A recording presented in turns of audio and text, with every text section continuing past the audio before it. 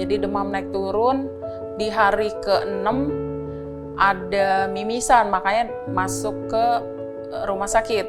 Dan saat itu tuh udah dinyatakan gagal ginjal akut. Kenapa tadinya hanya ingin menyembuhkan demam, tiba-tiba jadi ke gagal ginjal, kan menurut saya juga aneh.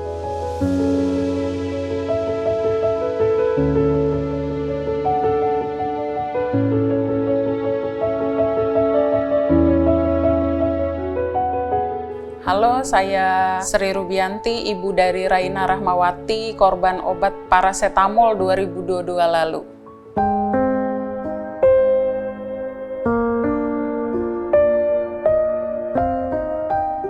Raina waktu itu usianya 10 bulan dan saat itu hanya demam karena demamnya 40,2 di rumah, makanya saya bawa ke puskesmas. Begitu sampai sana diresepkan obat paracetamol sirup, jadi demam naik turun. Di hari ke-6 ada mimisan, makanya masuk ke rumah sakit. Begitu di rumah sakit udah dicek darah, rongsen segala macam, itu normal tapi HB-nya udah rendah. Dan saat itu tuh udah dinyatakan gagal ginjal akut.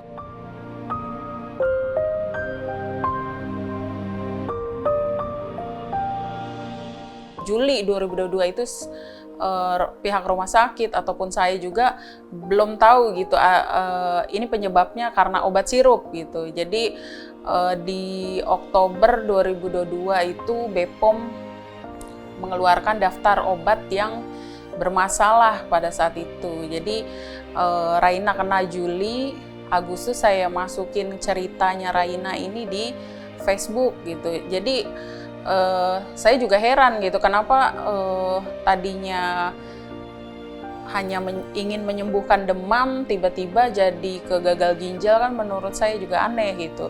Dan di Desember 2022 itu ada teman saya yang menghubungi, ini kayaknya anakmu gara-gara obat sirup ini.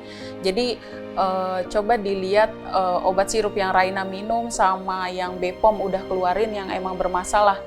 Obat sirup ini kan penyebab gagal ginjal pada anak gitu. Jadi udah saya cocokin yang Raina minum sama yang BPOM udah keluar daftar obat nama-namanya. Terus ternyata sama gitu, yang Raina minum sama yang udah BPOM keluarkan nama-nama obat tersebut yang emang bermasalah, pemicu gagal ginjal akut gitu. Jadi ya itu ceritanya.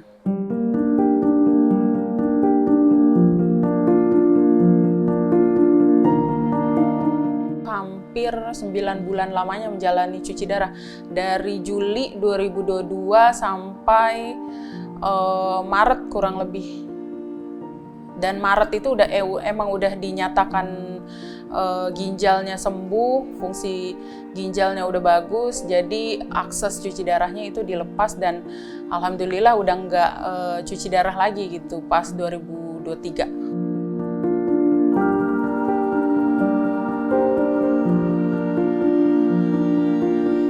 Karena masih cuci darah, makanya saya fokus dulu nih, cuci darahnya dulu. Setelah gagal ginjalnya udah sembuh, baru dicek mata di Rumah Sakit Harapan Kita.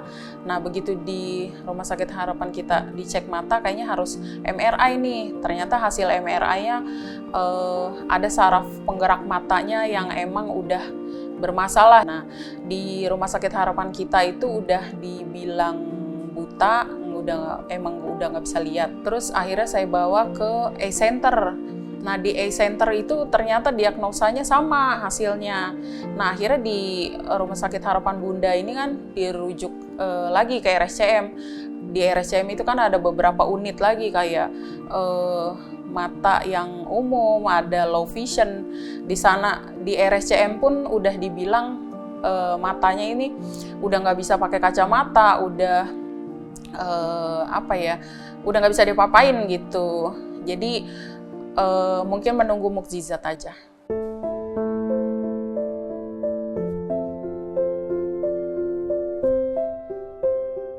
tesnya di rumah sakit RSUD Pasar Rebo. Begitu dicek pendengarannya, ternyata pendengarannya juga kena. Jadi hasil diagnosanya tuh tuli berat. Jadi disarankan sama dokter pada saat itu tuh pakai alat bantu dengar. Jadi alat bantu dengar waktu itu udah beli, harganya 11,3 juta. Setelah pakai alat bantu dengar pun juga kan harus proses terapi ya, terapi EVT, dan itu harus di Kasum gitu. Jadi di RSUD Pasar Rebo tuh nggak ada tempat untuk terapi EVT-nya gitu. Jadi waktu itu langsung ke Kasum.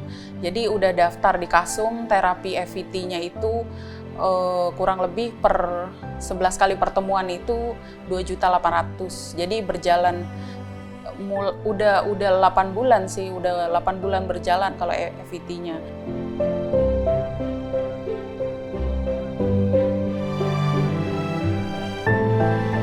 Tadinya fisioterapinya itu kan mulainya setelah cuci darahnya udah selesai. Karena kalau masih cuci darah, dia itu si terapisnya nggak berani. Karena ini anak kendala penglihatan, pendengaran, akhirnya di stop gitu sama pihak rumah sakitnya, sama dokter rehab mediknya waktu itu disuruh stop. Karena untuk di fisioterapi tuh susah gitu pada anak yang nggak ngelihat, nggak dengar. Saya bilang, lah kan ini ada indera praba, masih ada yang digunakan, ada cara lain gitu. Tapi kata dokter nanti ya percuma dong, kata dokternya gitu. Saya inisiatif pindah rumah sakit. Jadi udah pindah rumah sakit di RSUD Pasar Rebo. Jadi fisioterapinya di RSUD Pasar Rebo, terus terapi EVT-nya di Kasum Cikini.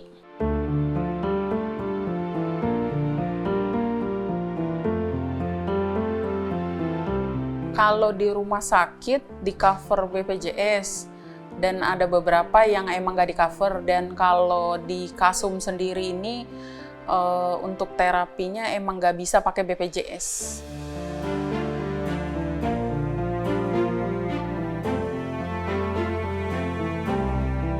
Kalau setelah Raina viral itu yang berkunjung, yang mau nengok itu ada. Tapi kalau untuk memberikan bantuan itu nggak ada. Tanggung jawab dari pemerintah itu sekali sebesar 60 juta rupiah di Januari 2024. Jadi butuh 1 tahun lebih untuk mendapatkan bantuan para korbannya. Dari perwakilan pemerintah kayak Kementerian Kesehatan, Menteri PMK, terus Kemensos.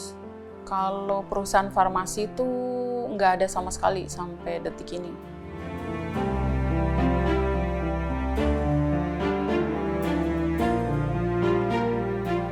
Diharapkan pasti tanggung jawab penuh ya, bukan hanya sekedar memberikan santunan. Ya tetap kita bersyukur gitu ada bantuan, walaupun udah terlambat 1 tahun lebih baru turun bantuannya, kepeduliannya, tapi tetap harus terkontrol juga gitu. Karena Raina kan udah hampir 8 bulan terapi di Cikini, itu belum ada respon untuk alat bantu dengarnya gitu.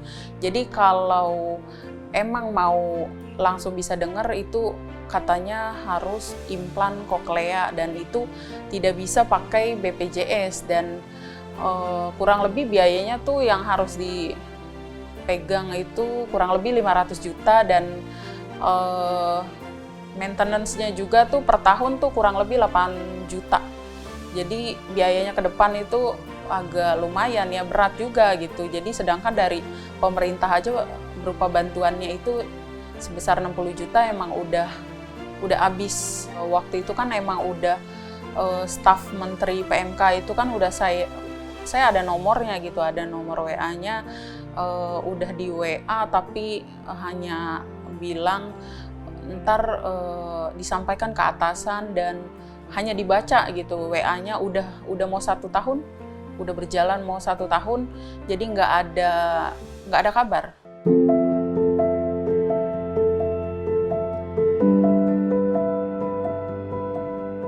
Yang berat itu yang pas cuci darah sih pasti, karena kan ngelihat sendiri selang di mana-mana, terus harus saya yang bersihin, saya harus yang melakukan semuanya gitu. Jadi berat lah ngelihat anak sendiri atas kesalahan orang lain tuh. Ini kan bukan bawaan lahir ya, yang harus lama-kelamaan saya juga jadi ikhlas juga sih. Ikhlas, ini takdir dari Allah gitu, pasti Allah punya rencana lain dari situ. Yang jelas saya udah ikhlas terus, tapi terlepas dari itu kan pasti harus ada yang tanggung jawab gitu, harus ada yang tanggung jawab, entah perusahaan farmasinya kah, entah pemerintah gitu selaku BPOM yang meloloskan racun ini 2022 lalu.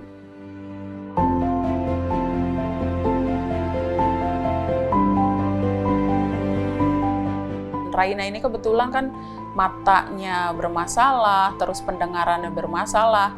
Untuk saat ini kan ketergantungan sama orang tua gitu.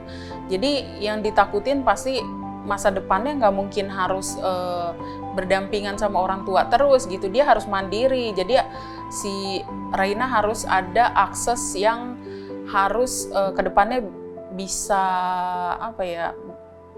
bisa mandiri gitu. Nah, entah salah satu matanya kah, entah salah satu pendengarannya, itu yang harus dikejar mumpung masih kecil.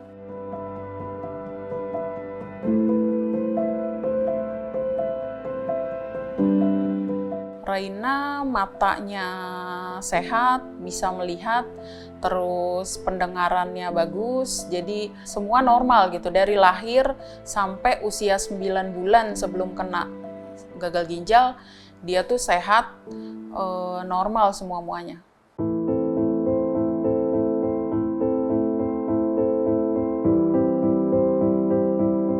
Semenjak Raina cuci darah dan bolak-balik ke rumah sakit tuh, anak yang pertama tuh nggak bersama saya gitu. Sementara saya titipin ke neneknya dulu.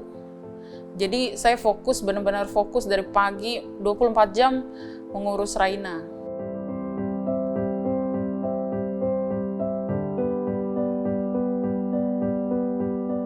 Kalau stres pasti stres. Cuman stresnya nggak berkepanjangan karena saya yang harus kuat gitu. Ibu harus kuat, harus ikhlas. Insya Allah anaknya progresnya ke depannya bagus.